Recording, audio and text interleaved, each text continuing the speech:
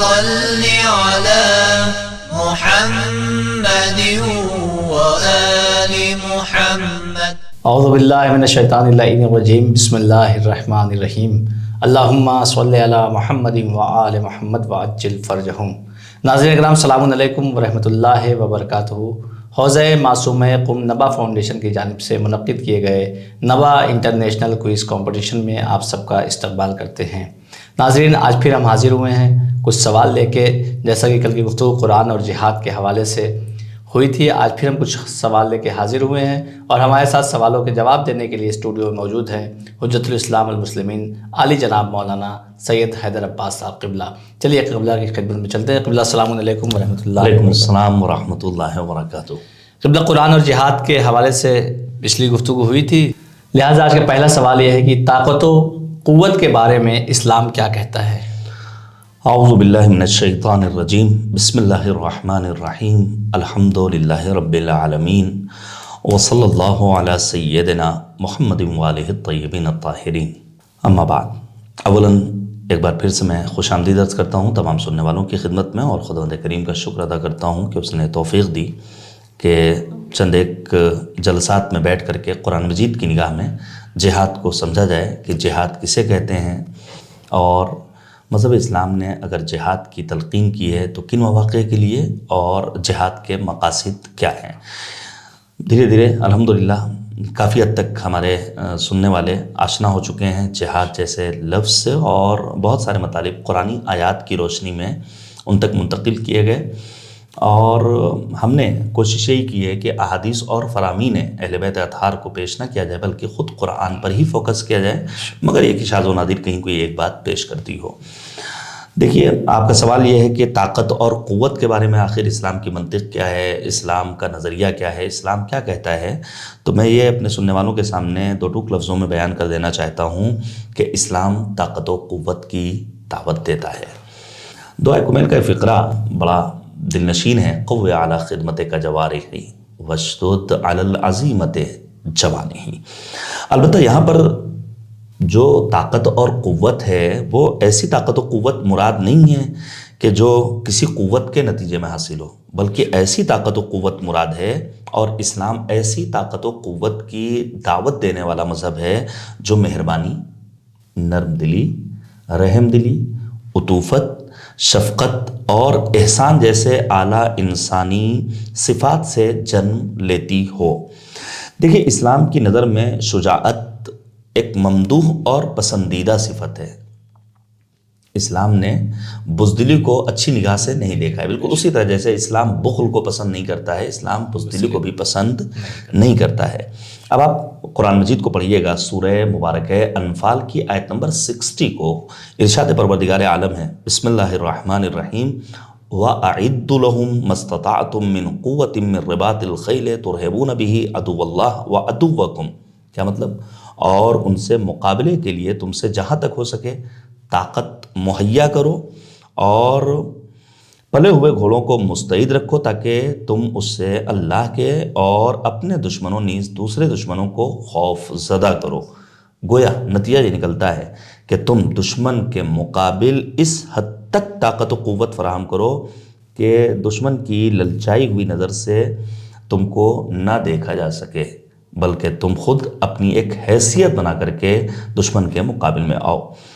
قرآن مجید کے علاوہ خود فرامین پیغمبر خاتم نبی آدم سرکار رسالت مآب حضرت محمد مصطفیٰ صلی اللہ علیہ وآلہ وسلم میں بھی طاقت و قوت کی ترغیب اور تشویق موجود ہے. جیسا کہ میں نے اشارہ کیا، نبی آدم کا فرمان ہے کہ دو چیزیں مومن کے لیے سزاوار اور مناسب نہیں ہیں، ایک تو بخل اور کنجوسی، اور دوسرے بزدلی. بہار الانوار کی جلد نمبر 5 میں یہ حدیث نبی خاتم سے موجود ہے.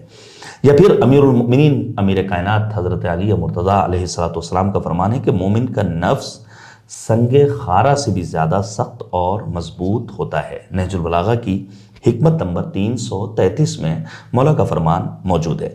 اسی طرح حدیث میں ان المؤمن اعز من الجبل، مومن پہاڑ سے زیادہ مضبوط ہوتا ہے. کیوں؟ ان الجبل یستقل منہ بالمعول والمؤمن لا یستقل من دینہ شیء.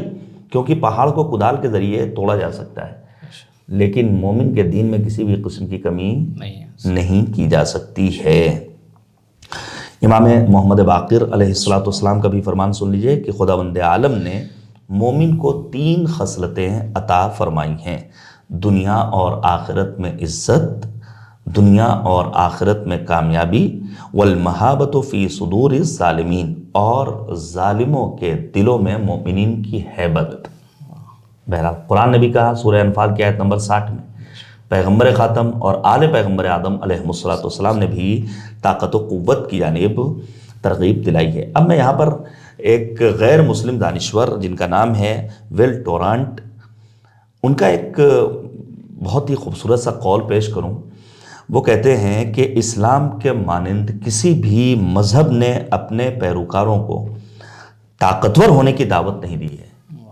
اسلام کا نظریہ ہے کہ قوی اور طاقتور رہو، اسلام کو ضعف اور کمزوری بہرحال پسند نہیں ہے۔ یہ غیر مسلم دانشور اسلام کی ایک صفت کی تعریف و تمجید میں کہہ رہا ہے، ایسے مکتب فکر کا ماننے والا جہاں یہ کہا جاتا ہے کہ اگر کوئی تمہارے ایک گال پر تماچا مارے تو تم اپنا دوسرا رخسار پیش کر دو، ہمارا مذہب کہتا ہے نہیں، خبردار، ظلم برداشت کرنا بھی ظالم کے ظلم میں شریک ہونے کے برابر ہے۔ جزاک اللہ، سبحان اللہ۔ قبلہ، قرآن مجید کی کن آیات کے ذریعے پہلی مرتبہ جہاد کا حکم ملا؟ دیکھیے، یہ بات ہم ابتدائی جلسات میں بیان کر چکے ہیں کہ مکے کی سرزمین پر جب تک پیغمبر خاتم رہے جہاد کا نہ اذن ملا اور نہ ہی جہاد کا حکم ملا پیغمبر خاتم کو۔ مدینے پہنچے ہیں، مدینے بھی پہنچتے ہی فوراً نہیں حکم جہاد ملا ہے، بلکہ کچھ عرصہ گزارنے کے بعد۔ اگر ہمارے ناظرین سورہ مبارکہ حج کی آیت نمبر 38، آیت نمبر 39 اور آیت نمبر 40 کو پڑھیں تو ان کو یہ محسوس ہوگا یہ وہ آیات ہیں جن کے ذریعے پہلی مرتبہ پروردگار عالم نے نبی خاتم کو اذن جہاد دیا ہے۔ اور ارشاد باری تعالیٰ ہے، ان اللہ یدافع عن الذین آمنوا ان اللہ لا یحب کل خوان کفور۔ کیا مطلب؟ خدا ایمان والوں کو پسند بھی کرتا ہے اور خدا ایمان والوں کا یقیناً دفاع کرتا ہے، اور اللہ کسی قسم کے خیانت کار ناشکرے کو یقیناً پسند نہیں کرتا ہے۔ میں یہاں پر یاد کرنا چاہوں گا مفسر قرآن جناب علامہ شیخ محسن علی نجفی طاب ثرا کو، جنہوں نے بہت ہی پیاری بات لکھی ہے کہ اہل ایمان کا دفاع اللہ تعالیٰ نے اپنے ذمہ لیا ہے۔ ہاں، ذات خدا پہ بھروسہ ہونا چاہیے۔ خدا کہتا ہے ان تنصروا اللہ ینصرکم، تم اللہ کی مدد کرو، اللہ تمہاری مدد کرے گا۔ اور پروردگار عالم تو ایسی جگہوں سے مدد کرتا ہے جہاں تک عام فرد بشر کا تصور بھی نہیں پہنچ سکتا ہے۔ تاریخ میں اعلیٰ ماشاءاللہ نمونے آپ کو ملیں گے۔ جناب ابراہیم ذات خدا پہ بھروسہ تھا، منو لکڑیاں جلائی گئی تھی، آتش نمرود فضاؤں سے بات کر رہی تھی، منجنیق میں سوار دوش ہوا پر فرشتہ آیا، حل لک حاجہ، کہا اما الیک فلا، حاجت تو ہے لیکن تجھ سے نہیں۔ کسے کا علم ہوں بحالی حسبی من سوالی، رہنما وہ ہے تو منزل وہی دکھائے گا، نہ خدا وہ ہے تو ساحل وہی بتائے گا۔ تو ذات خدا پہ بھروسہ اگر رکھا جائے تو پروردگار نے بہرحال ذمہ لیا ہے کہ ہم مومنین کا دفاع کرنے والے ہیں۔ اس کا مطلب یہ نہیں ہے کہ مسلمان بھی بنی اسرائیل کے بعض افراد کی طرح ہو جائیں کہ جنہوں نے اپنے رسول سے کہا تھا کہ آپ اور آپ کا رب جا کر لڑائی کریں، ہم یہاں سکون سے بیٹھے رہیں گے۔ مذہب، اسلام، قرآن، پروردگار ہم سے مطالبہ نہیں کرتا کہ تم اپنے آپ کو بنی اسرائیل جیسا بنا لو کہ ایک گوشے میں بیٹھ جاؤ اور پھر تم یہ کہو کہ اللہ تو ہمارا دفاع کرتا ہے، رسول جائیں لڑیں، رسول کا اللہ جا کر کے لڑے۔ نہیں، بلکہ یہاں پر ہمیں یہ کہا گیا ہے کہ دشمن کے مقابل کے لیے تم بھی اپنے گھروں سے باہر نکلو۔ پھر پروردگار کہتا ہے اُذِنَ لِلَّذِينَ يُقَاتِلُونَ بِأَنَّهُمْ ظُلِمُوا وَإِنَّ اللَّهَ عَلَى نَصْرِهِمْ لَقَدِيرٌ۔ کیا مطلب؟ جن لوگوں پر جنگ مسلط کی جائے انہیں جنگ کی اجازت دی گئی ہے کیونکہ وہ مظلوم واقع ہوئے ہیں، اور اللہ ان کی مدد کرنے پر یقیناً قدرت رکھتا ہے۔ پھر پروردگار کہتا ہے الذین اخرجوا من دیارہم بغیر حق الا ان یقولوا ربنا اللہ۔ بار بار میں اس بات کی تاکید کر رہا ہوں کہ دشمنی کس لیے؟ کہ اللہ کو اللہ مانا ہے، لیکن قرآن کہتا ہے جنہوں نے اللہ کو اللہ مان لیا ان کے پائے ثبات میں لغزش پیدا نہیں ہوتی ہے۔ الذین اخرجوا من دیارہم بغیر حق الا ان یقولوا ربنا اللہ، یہ وہ مظلوم ہیں کہ جو اپنے شہروں اور دیار سے ناحق نکال دیے گئے ہیں، ان کا کوئی جرم نہیں تھا، ان کا گناہ صرف ایک، وہ گناہ کیا ہے کہ انہوں نے صرف یہ کہا کہ ہمارا پروردگار خدا ہے۔ خدا کے سوا کوئی دوسرا نہیں۔ اب سوال یہ پیدا ہوتا ہے کہ وہ اولین آیات جن میں جہاد کی اجازت دی گئی ہے، ان آیات میں کن امور کو بنیاد بنایا گیا، بیس کس چیز پر قائم کی گئی، مادی امور یا مانوی مطالبات کو، مادی مطالبات کو یا روحانی مطالبات کو؟ تو اس کا جواب بالکل واضح ہے کہ اللہ نے بہرحال ہمیں مادیت کی طرف ہرگز متوجہ نہیں کیا، بلکہ مطالبات بھی ہمارے مانوی قرار دیے ہیں۔ کیا کہا پروردگار نے؟ اے مظلوموں، جنہیں صرف لا الہ الا اللہ کہنے کے جرم میں ناحق ان کے دیار سے باہر نکال دیا گیا ہے، اب ان کو ہم اذن جہاد دیتے ہیں۔ اگر یہ جہاد نہ ہو تو دفاع کی اجازت بھی نہ ہو اور پھر کوئی کام انجام ہی نہیں پا سکے گا۔ اس کے بعد دوسری آیت میں ارشاد ہوتا ہے کہ ہم نے تمہیں اس لیے جہاد اور دفاع کی اجازت دی ہے کہ جب تمہیں اقتدار حاصل ہو تو تم الہی احکام نافذ کرنے کی کوشش کرو، ایسا نہ ہو کہ تب تم بھی انہی کے جانشین بن جاؤ اور یہ کہو کہ آخر ساری منافع اور سارے مفادات انہی کو کیوں ملیں اور ہم کو کیوں نہ ملیں۔ ہاں، جب تم غلبہ پالو تو تمہارا مقصد، تمہارا منشور، تمہارا دستور یہ ہونا چاہیے کہ تمہیں احکام الہی کو نافذ کرنا ہے۔ تو معلوم یہ ہوا کہ ابتدائی آیات جن کے ذریعے حکم جہاد ملا ہے وہ سورہ مبارکہ حج کی آیت نمبر 38 سے 40 تک۔ بے شک جزاک اللہ قبلہ۔ قرآن مجید کی روشنی میں جہاد کے درجات کیا ہیں؟ دیکھیے، اس سوال کا جواب پانے کے لیے سب سے پہلے مرحلے میں ہمیں یہ دیکھنا ہوگا کہ قرآن مجید میں پروردگار عالم نے جہاد کے سلسلے میں 4 طرح کی آیات بیان کی ہیں اور باب جہاد میں ہمیں 4 طرح کی آیات نظر آتی ہیں۔ نمبر 1 تو وہ آیات جن میں مطلق طور پر جنگ کا حکم دیا گیا ہے، یعنی اگر ان آیات کے علاوہ دیگر آیات نہ ہوتی تو بعد النظر میں ہم یہ سمجھتے ہیں کہ اسلام ذرا جنگ و جدال والا مذہب ہے اور مکتب فکر ہے۔ دوسری قسم کی آیات وہ ہیں جن میں دوسروں سے جنگ کرنے کے سلسلے میں کسی نہ کسی قسم کی قید کا تذکرہ ہے، یعنی مطلق تذکرہ نہیں ہے بلکہ کوئی نہ کوئی باؤنڈیشن اللہ نے لگائی ہے۔ مثال کے طور پر کہ تمہارے ساتھ جنگ کر رہے ہوں یا یہ کہ مسلمانوں یا غیر مسلموں کو ایک گروہ کو اپنے ظلم و ستم کا نشانہ بنا رہے ہوں اور ان کی آزادی یا ان کے حقوق پامال کر رہے ہوں تو تمہیں میدان جنگ میں آنا پڑے گا۔ تیسری قسم میں وہ آیات ہیں جن میں صراحت کے ساتھ کہا گیا ہے کہ اسلام کی دعوت میں اجبار اور اکراہ نہیں ہے۔ اور چوتھی آیات میں وہ آیات ہیں جن میں اسلام صراحت کے ساتھ صلح کا طرفدار ہونے کا اعلان کرتا ہے۔ میں ظاہر ہے ان 4 طرح کی آیات میں مختلف آیات ہیں، میں ایک ایک آیت پیش کروں گا تاکہ ہمارے سننے والے ایڈریس کو نوٹ بھی کر لیں اور پھر جا کر مطالعہ کریں، اور چند ایک آیات کو میں صرف ایڈریس کے ساتھ بیان کر دوں گا کہ آپ جا کر کے مثلا فلاں سورہ کی فلاں آیت کو دیکھ لیجیے۔ مثلا تبرکن پیش کر رہا ہوں، جو پہلی آیت ہے جہاں مطلق طور پر جہاد کا حکم دیا گیا ہے بغیر کسی قید کے، اس سلسلے میں جا کر کے سورہ توبہ کی آیت نمبر 73 کو پڑھیں۔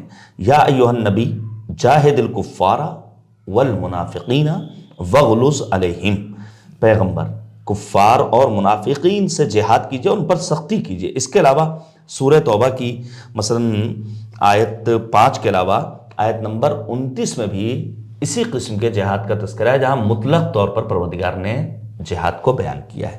اب دوسری آیت کریمہ جہاں پروردگار نے کسی شرط کے ساتھ جہاد کا تذکرہ کیا ہے، مثلا سورہ توبہ کی آیت نمبر 36 ارشاد پروردگار ہے وَقَاتِلُوا الْمُشْرِكِينَ كَافَّةً كَمَا يُقَاتِلُونَكُمْ كَافَّةً، کیا مطلب؟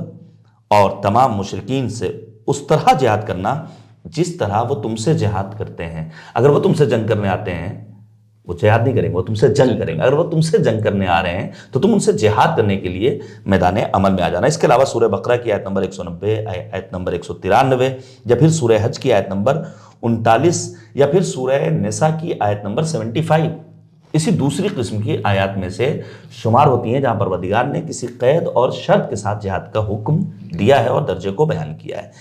تیسری آیت کریمہ جہاں پروردگار عالم نے صراحت کے ساتھ کہا ہے کہ اسلام کی دعوت میں کوئی جبر اور اکراہ نہیں ہے، لا اکراہ فی الدین۔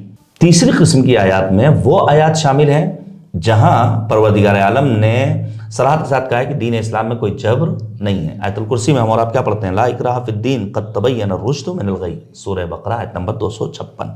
اس سلسلے میں ہمارے ناظرین سورہ نحل کی آیت نمبر 25, سورہ ہجر کی آیت نمبر 85، سورہ کہف کی آیت نمبر 29، سورہ یونس کی آیت نمبر 99 اور سورہ شعراء کی آیت نمبر 3 اور 4 کا بھی مطالعہ کر سکتے ہیں، جہاں پروردگار نے یہ بات بیان کی ہے کہ اسلام کے کسی قانون میں کوئی جبر نہیں ہے۔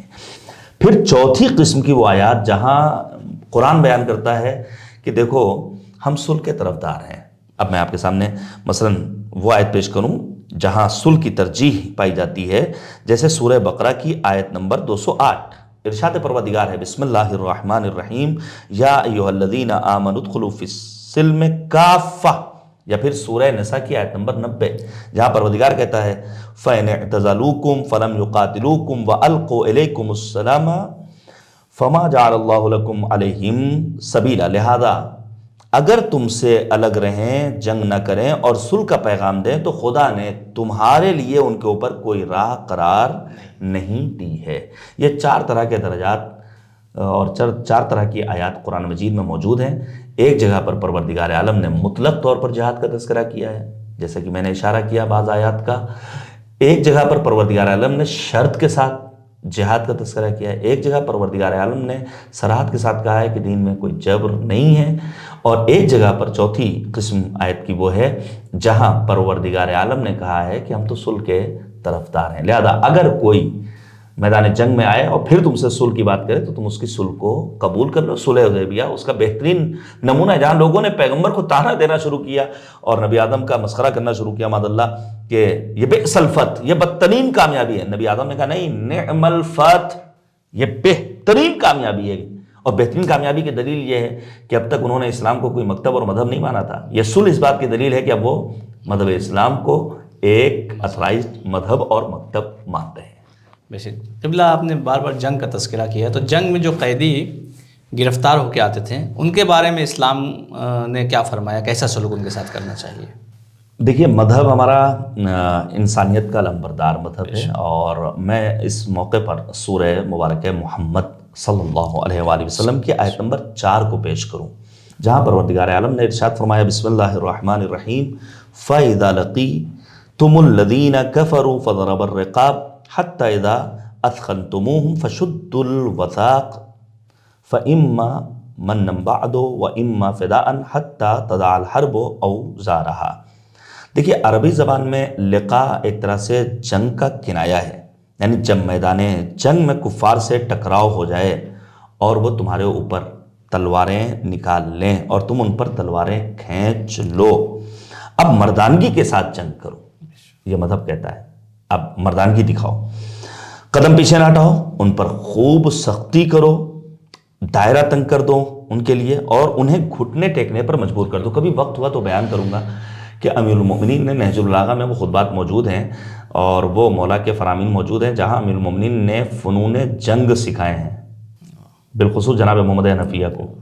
دانت پھینچ لینا، سر کو اس طرح رکھنا، پوزیشن یہ ہونی چاہیے، یہ فنون جنگ امیر المؤمنین، تاکہ پتہ چلے کہ اسلام واقعی میں طاقت و قوت والا مذہب ہے۔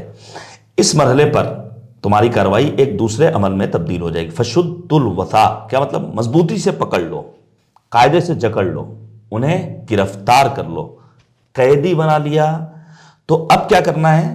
فَإِمَّا مَنًّا بَعْدُ وَإِمَّا فِدَاءً، اب جب تم نے کسی کو اپنا اسیر بنا لیا، کسی کو تم نے گرفتار کر لیا، کسی کو تم نے قیدی بنا لیا، تو اب تمہارے حوالے، تمہیں اختیار ہے، یا تو ایسے ہی مفت بلا عوض آزاد کر دو کہ وہ جائیں اور زندگی بسر کریں، اور اگر چاہو تو بطور فدیہ ان سے کچھ بھی لے سکتے ہو۔ مثلا اگر تمہارا کوئی اسیر ان کے پاس ہے تو اس کے عوض اپنے اسیر کو آزاد کرا لو، شرط رکھ دو ہم دوسری صورت میں تمہیں آزاد کریں گے، پہلے ہمارا قیدی رہا کرو، یا رقم لے لو اور آزاد کر دو۔ قرآن مجید میں بس یہی 2 صورتیں ملتی ہیں، لیکن سنت پیغمبر خاتم میں 2 مزید صفات کا اضافہ ملتا ہے۔ پہلی صفت کیا ہے کہ اگر گرفتار ہونے والے شخص کو زندہ چھوڑنا اسلام اور مسلمین کے لیے خطرناک ہے تو اسے قتل کر دیا جائے، کہ کل یہ ہو سکتا ہے اور بھیانک شکل اختیار کر لے، لہذا اس فتنے کا سدباب کر دیا جائے۔